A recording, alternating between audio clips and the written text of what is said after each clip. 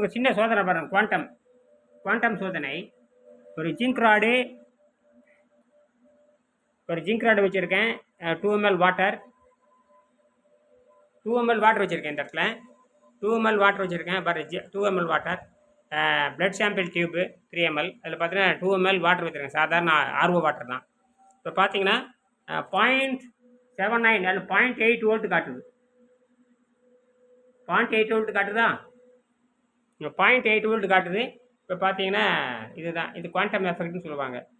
நீங்கள் quantum entanglement, quantum effect. இந்த ஒரு சாதாரண தண்ணீர், இதுக்கு வந்து என்ன சில்வர் கூட வைக்கல, ஜிங்க்கு காப்பர் வச்சுருந்தே 0.8 வோல்ட் காட்டுது. 800 milli volt. This is indicate 800 milli volt. And எவ்வளோ ஆம்பியர்?